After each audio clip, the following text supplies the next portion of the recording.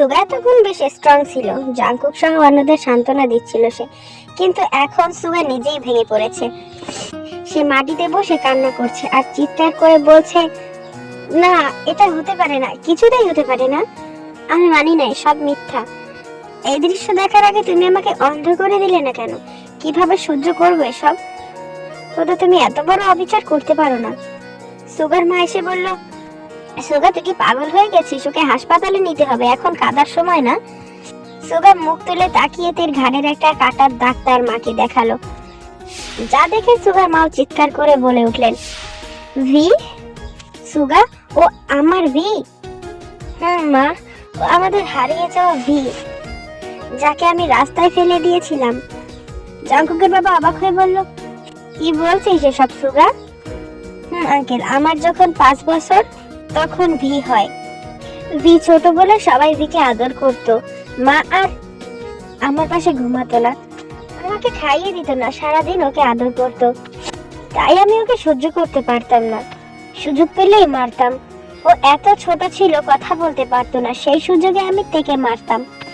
এমনকি একদিন আমি ওকে কোলে নিয়ে ইচ্ছে করে সিঁড়ি থেকে ফেলে দিয়েছিলাম, তখন এই ব্যথাটা পেয়েছিল। 3টা সেলাই লেগেছিল সত্য ভির। সুগার কথা শেষ হওয়ার আগেই জাংকুক সুগাকে ডাকলো। জাংকুক দূর থেকে ডাকতেই সুগা ডেকে নিয়ে চলে গেল। এদিকে জাংকুকের বাবা সুগার মাকে জিজ্ঞেস করলো, আপনাদের মেয়ে হারালো কিভাবে? মিসেস জিসু বললেন, সুগার ভিকে নিয়ে আমরা মেলায় ঘুরতে গিয়েছিলাম। বাসায় ফেরার সময় গাড়িতে সুগা ভিকে কোলে নিতে চেয়েছিল। ভির বয়স কেবল তখন 7 মাস। আমরা গাড়ির সামনে বসেছিলাম, সুগা ভিকে নিয়ে পেছনে বসেছিল। আর রাস্তায় আসতে আসতে আমার চোখ লেগে যায়, আমি ঘুমিয়ে যাই। ওর বাবা গাড়ি থামিয়ে রাতের খাবার কিনতে গিয়েছিলেন। সেই ফাঁকে সুগা ভিকে রাস্তায় রেখে চলে আসে। সুগা ভিকে হিংসা করতো, তাই এমন করেছিল। পরে যদিও সুগা নিজের ভুল বুঝেছিল, কিন্তু ভিকে আর পাওয়া যায়নি। আমরা অনেক খুঁজেছিলাম, পুলিশ কেসও করেছিলাম, কিন্তু ভিকে পাওয়া যায়নি। আমিও তেকে রাস্তায় কুড়িয়ে পেয়েছিলাম। তখন অবশ্য আপনাদের সাথে পরিচয় ছিল না। দেখুন, একই শহরে এত কাছে থেকেও নিজেদের মেয়েকে চিনলেন না, আর আজ এত সংকট মুহূর্তে ওর পরিচয় পাওয়া গেল। সবই নিয়তির লেখা। জাংকুকের মা সুগার মাকে সান্ত্বনা দিয়ে বলল, কাঁদবেন না ভাবি, তের কিচ্ছু হবে না, চলুন আমরা হাসপাতালে যাই। এদিকে সুগা এসে তেকে নিয়ে গাড়ির পিছনে বসলো। জাংকুক ড্রাইভ করছে। জাংকুক, জানিস তেকে? এখন জানার প্রয়োজন মনে করছি না। সুগা তবুও বলল, ও আমার একমাত্র ছোট বোন জাংকুক, যার কথা আমি তোকে বলেছিলাম। কি বলছিস সুগা? এই তোর হারিয়ে যাওয়া ছোট বোন? তার জন্য তুই নিজেকে অপরাধী ভাবিস? এখনো চোখের জল ফেলিস? হ্যাঁ জাংকুক, আমি ওর জীবনটা নষ্ট করে দিয়েছিলাম। ওকে যে খুঁজে পাবো কোনোদিন ভাবিনি। আজ যখন পেলাম, ওর এই অবস্থা। একেই বলে রক্তের টান। তুই খেয়াল করেছিস সুগা, তে তোকে খুব বিশ্বাস আর ভরসা করে। হ্যাঁ, লক্ষ্য করেছি। আজকেও আমার হাত দুটি ধরে বলেছিল, ভাইয়া আমি বাঁচতে চাই।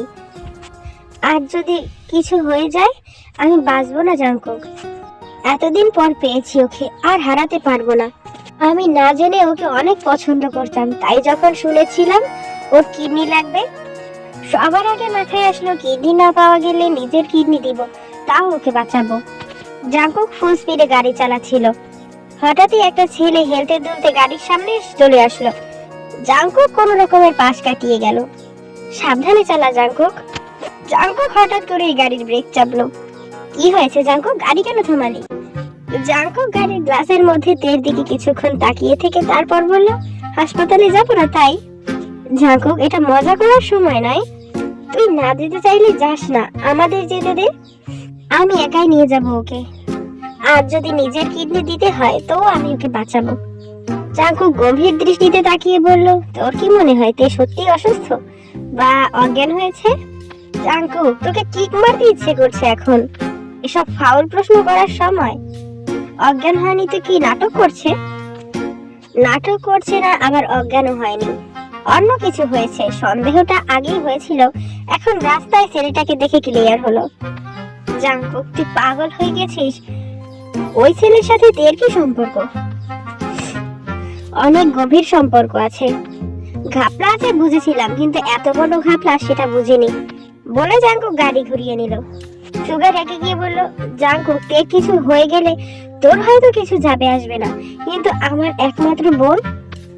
দূর শালা, চুপ থাক। খুব খারাপ হয়ে যাচ্ছে জাঙ্কুক, আমার সাথে মারামারি করার ইচ্ছা থাকলে করিস, আমার আপত্তি নেই, কিন্তু আগে ওকে হাসপাতালে নিতে দে। যাক বাবা, খেপছিস কেন? একে বিয়ে করার পর তুই তো শালাই হবি, অগ্রিম বললাম, রাগ করিস কেন?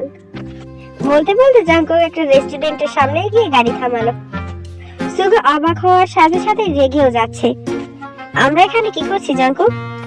তুই এত হার্টলেস কবে হলি? একটা মেয়ে অজ্ঞান হয়ে পড়ে আছে আর তুই রেস্টুরেন্টে এসেছিস? অপেক্ষা কর, একটা মজার জিনিস দেখাবো বলে জাঙ্কুক গাড়ির চাবি নিয়ে চলে গেল। সুগা তেকে নিয়ে যখন নেমে যেতে চাইলো, তখন দুইটা বোতল নিয়ে হাজির হলো জাঙ্কুক। এসেই তেকে ডাকতে লাগলো জাঙ্কুক। সুগা আর সহ্য করতে না পেরে জাঙ্কুককে থাপ্পড় মারলো। আহ, ডিস্টার্ব করিস কেন? এ কি আমার কেউ হয় না নাকি? আর কি আমার ভাই রে, এসেছে দরদ দেখাতে। দুধের বাচ্চাকে রাস্তায় রেখে চলে যায়, পরে আবার বোনের বিএফ কে বুদ্ধি দেয় বোনকে রেপ করতে, এখন আবার দরদ। সেসব পরিস্থিতির শিকার হয়ে করতে হয়েছিল। এখনো পরিস্থিতির শিকার হয়ে কিছুক্ষণ থাক না, দেখ কি হয়। তুই আমারও কলিজা, বুঝেছিস? সুগা আর কিছু বললো না। জাঙ্কুক একটা বোতল থেকে পানি নিয়ে তের মুখে পানি ছিটে দিল, সাথে সাথে তাই মিটমিট করে উঠলো। সুগা অবাক হলো। জাঙ্কুক তের মুখ খুলে অন্য একটা বোতল থেকে একটু পানি ঢেলে দিল, সাথে সাথে তে ঢেকুর তুললো, তার জ্ঞানও ফিরে আসলো।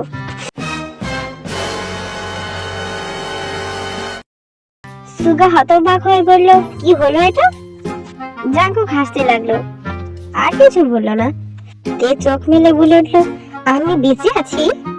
না, মরে গেছিস, তোকে পরকালে পৌঁছে দিতে এসেছি আমি আর সুগা। তে বোকার মতো তাকিয়ে আছে সুগা আর জাঙ্কুকের দিকে। জাঙ্কুকের হাতের একটা বোতল ছিল, সেটা তের দিকে এগিয়ে দিয়ে বলল, পানি খা। তে হাতে নিয়ে মুখে দিল, কিন্তু সাথে সাথে নাক ছিটকে ফেলে দিতে চাইলো। জাঙ্কুক আগেই বুঝেছিল তে এটা খাবে না, তাই তে মুখে দেওয়ার সাথে সাথেই জাঙ্কুক তের মুখ চেপে ধরলো। তেকে বাধ্য হয়ে বিশ্রী পানিটা খেতে হলো। যা, এবার বমি কর, আমি সুগার সাথে একটু কথা বলি। তে সত্যি সত্যি বমি পাচ্ছে, সে গাড়ি থেকে নেমে বমি করতে লাগলো। কি হচ্ছে এসব জাঙ্কুক? তুই ওকে কি খাওয়ালি? তের সাথে কেউ একটা জঘন্য গেম খেলেছে সুগা। তে প্রায় অস্বাভাবিক ভাবে যেখানে সেখানে হুটহাট করে ঘুমিয়ে যেত। আমার সন্দেহ হয়েছিল, কিন্তু পরে ভেবেছিলাম কাজ করে ক্লান্ত হয়ে হয়তো ঘুমিয়ে যায়, কিন্তু এখন বুঝলাম ওকে কেউ নিয়মিত ড্রাগস দেয়, যার ফলে ওর এই অবস্থা। দেখ, লেবু পানি খেয়ে কেমন বমি করছে, এখনই সব নেশা কেটে যাবে। তার মানে ও অসুস্থ নয়? একদমই না। আরে, যে মেয়ে 1 মাস পর মারা যাবে, সে কি করে এত মার সহ্য করে, কিভাবে সারা বাড়ি কাজ করে? আর ওকে আমি যখন জোর করছিলাম, আমি অনুভব করছিলাম ওর কি পরিমাণ শক্তি। এটা কোনো অসুস্থ মেয়ে হতেই পারে না। অসুস্থতার কথা বলে ইমোশনাল করে কেউ ওকে আমার কাছ থেকে সরিয়ে দিতে চেয়েছিল। খুব সম্ভবত এটা আমার ভাবির কাজ। উনি আয়ুর সাথে আমার বিয়ে দেওয়ার জন্য তেকে কাজে লাগিয়েছেন। বিয়ে হওয়ার পর যদি তে জানতে পারতো ও সুস্থ, তাহলে তখন আমার বা তের কারোর কিছু করার থাকতো না, আমার আয়ুর সাথেই থাকতে হতো।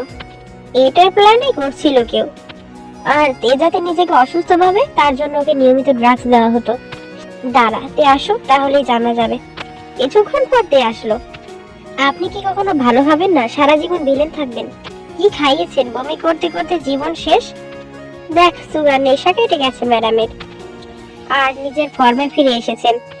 নিজের ঝগড়াটেরও প্রকাশ করতে শুরু করছে। ওই একদম গলা টিপে দিব। না বাবা, আমার ঘাড়ে কয়টা মাথা যে আপনাকে আপনার ভাইয়ের সামনে কিছু বলবো? আমি কিছু বলিনি। সুগা কেঁদে দিল। ভাইয়া, আপনি কাঁদছেন কেন? জাঙ্কুক থেকে সব খুলে বলল। তে দৌড়ে গিয়ে সুগাকে জড়িয়ে ধরে বলল, আমি তাহলে জারজ নই? আমার পরিচয় আছে। তুই আমার একমাত্র ছোট বোন ভি। সুগাতে দুইজনই কাঁদছে। তুই আমায় ক্ষমা করে দে। আমি সেদিন না বুঝে যে অন্যায় করেছিলাম, তারপরে আমাকে ক্ষমা করাটা কষ্টকর, তবুও পারলে ক্ষমা করে দিস আমাকে। তুমিও তো তখন অনেক ছোট ছিলে, তাই তোমার উপর আমার কোনো অভিযোগ নেই। তোমার জন্যই আমি জাংকুককে পেয়েছি। সেদিন আমি না হারালে কি জাংকুককে পেতাম? আমি তো এটা ভেবে পাচ্ছি না, সুগা না হয় ভুল করেছিল তাই কাঁদছে। ওর হয়তো হালকার উপর ঝাপসা কিছু তোর কথা মনে আছে, কিন্তু তুই কেন কাঁদছিস তে? তোর তো ওকে নিয়ে কোনো স্মৃতি নেই, তাহলে বোকার মতো কাঁদছিস কেন? মা বাবা ভাইকে পেয়েও আমি তাদের সাথে বেশি দিন থাকতে পারবো না তাই। আরে তাই তো, তুই তো মরে যাবি ভুলেই গিয়েছিলাম। আচ্ছা তে, তুই যে মরবি এটা কোন ডাক্তার বলেছে তোকে? কেন, ডক্টর আহমেদ। ডাক্তারের কাছে কে নিয়ে গেছিল তোকে? জেনি ভাবি নিয়ে গিয়েছিল। ওয়াও গ্রেট, তা কয়টা ওষুধ দিয়েছে? একটা। ওষুধটা না পেলে খারাপ লাগে আর খেলে ঘুম পায় তাই না? এ অবাক হয়ে বললো, আপনি কি করে জানেন? হারাম জাদি, তো কোনো অসুখ হয়নি। তুই এতদিন ধরে ড্রাগস নিয়েছিস বুঝেছিস? ইচ্ছে করছে থাপ্পড় মেরে সব কয়টা দাঁত ফেলে দেই। ভাবি তোকে বোকা বানালো আর তুই বোকা হলি। হ্যাঁ, কপাল আমার। তার মানে আমার কোনো অসুখ নেই, আমি মরবো না আর আমার কিছু হয়নি? না হয়নি, এটা সত্যি। কারোর বড় কোনো অসুখ হলে সে বিছানা থেকে উঠতে পারে না, কিডনির সমস্যা হলে কিডনি যন্ত্রণা করতো, শারীরিক বিভিন্ন সমস্যা দেখা দিত। তোর তো সেসব কিছুই হয়নি, তাহলে অসুস্থ কেমনে হোস? যদিও আমি শিওর, তবু ডাক্তারের কাছে নিয়ে যাব কাল। এর খুব খুশি লাগছে। আমার রাগ হচ্ছে, তোকে বলেছিলাম না যাই ঘটুক আমাকে বলবি, তাহলে এটা কেন বললি না? আপনি কষ্ট পাবেন তাই বলিনি। বি, এটা খুব অন্যায় করেছে, এর জন্য শাস্তি পাওয়া উচিত। তোর কি মনে হয় ছেড়ে দিব? বাসায় গিয়ে প্রথমে প্রমাণ বের করব, তারপর ভাবিকে বাসা থেকে বের করব। ভাবি আর আয়ু দুজনকেই পুলিশে দিব, তারপরে ডক্টর আহমেদের ব্যবস্থা করব, আর সবশেষে মিস দের পালা। এটা আমিও বাধা দিব না। চল এবার বাসায় যাই। চল, এবার তুই ড্রাইভ কর। সুগা ড্রাইভ করছে আর বলছে, দেখো জানিস তুই না খুব বুদ্ধিমান। তুই ড্রাগস নিয়ে এমন করছে আমি তো ভাবতেই পারিনি, ভেবেছিলাম সত্যি অসুস্থ। থাক, পাম দিয়ে আর ফুলেস না ভাই। কিন্তু এখন যদি তোর এটা নেশা হয়ে গিয়ে থাকে তখন? মারের ভয়ে ভূত পালায় আর নেশা ভুলাতে পারবো না, কি বলছিস? আমাকে মারবেন?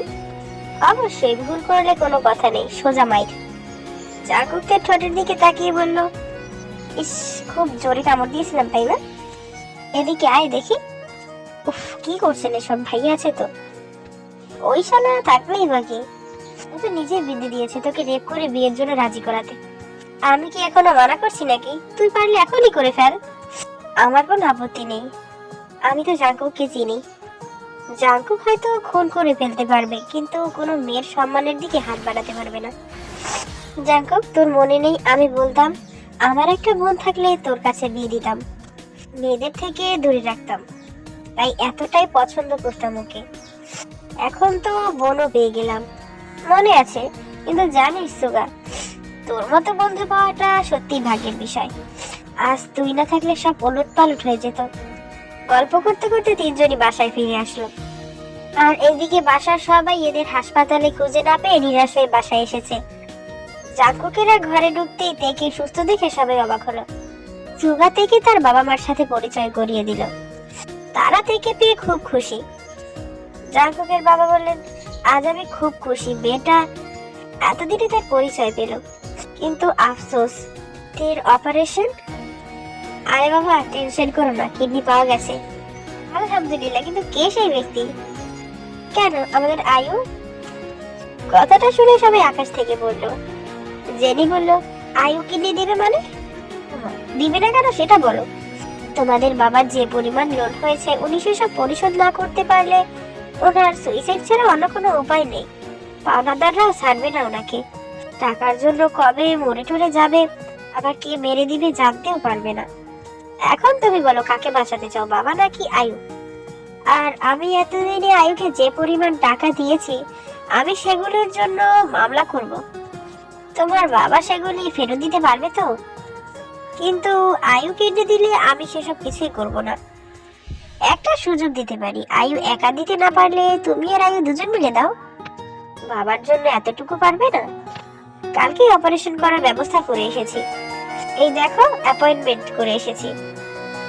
জেনি হাসপাতালের কাগজ দেখে ভয়ে মুখ ফসকে বলেই ফেললো, এটা কি করে সম্ভব? তের তো কিছু হয়নি। তাই নাকি? তাহলে বাকিটা তুমিই বলো। হ্যাঁ, টাকার জন্য আমি আর আয়ু এসব প্ল্যান করেছিলাম। বিশ্বাস করো, টাকার দরকার না হলে এমন করতাম না। ভেবেছিলাম একবার বিয়েটা হয়ে গেলে সব বলে দিব। তাই বলে একটা মেয়েকে তোমরা ওষুধে না করে ড্রাগস দিবে? যা করেছো তো করেছো, তাই এখন দুই মন মিলে একটু মামা বাড়ি থেকে ঘুরে এসো। সুগা পুলিশ ডেকে জেনি আর আয়ুকে ধরিয়ে দিল। সে বলল, ওদের ক্ষমা করে দেওয়া যায় না? না, যায় না। চিন্তা করিস না, আঙ্কেলের সব ঋণ আমি শোধ করে দিব, কিন্তু এরা একটু শাস্তি পেয়ে আসুক। হয়েছে, এবার তেকে নিয়ে ঘরে যা তুই। তের উপর দিয়ে অনেক ধকল দিয়েছে। ঠিকই বলছিস, তে চল। আঙ্কুল যেতে যেতে ফিস ফিস করে বলল, তখন যেতে পারিনি, এখন ঠিকই পারবো। বিয়ের আগে এসব হবে না। আঙ্কুল থেকে ঘরে নিয়ে গিয়ে বলল, তে চোখ বন্ধ করতো। তে চোখ বন্ধ করতেই জাঙ্কুক একটা রিং পরিয়ে দিল। তে চোখ খুলে বলল, এটা তো আমার সেই আংটিটা। সেদিন যে ডোবায় ফেলে দিয়েছিলেন, আপনার কাছে আসলো কি করে? অনেক খোঁজার পর পেয়েছি, কিন্তু আরেকটা পাইনি। আমিও একটা পেয়েছি, অন্যটা পাইনি। আপনি দাঁড়ান, আমি নিয়ে আসছি। বলে তো নিজের ঘরের দিকে এক দৌড় দিল। জাঙ্কুকও পিছু পিছু গেল। তে রিংটা দিতেই জাঙ্কুক হেসে তেকে টেনে এনে কপালে চুমু এঁকে বলল, কি করে দুজনের এত মিল? এত অপমানের পরেও তুই যে রিং খুঁজতে যাবি স্বপ্নেও ভাবিনি। এই যে মিস্টার, আমি ভালোবাসতে পারি, কিন্তু আপনাকে দেখে বোঝার উপায় নেই যে আপনি ভালোবাসেন নাকি ভিলেনি করছেন। তাই মাথার মধ্যে সবসময় একটাই প্রশ্ন ঘুরপাক খায়। কি প্রশ্ন? আমি আসলে আপনার মনের কতটা গহীনে থাকি? আমার মনের গহীনে শুধু তুই। জাঙ্কুকাতে দুজনেই হেসে দিল। এটাই গল্পের শেষ পার্ট ছিল। তো এইটার হচ্ছে একদম এন্ড হয় নাই, এটার আরো একটা হচ্ছে পার্ট আছে, ওইটা আমি সিজন 2 তে দিব, বুঝছো? আপাতত এটি এখানেই শেষ।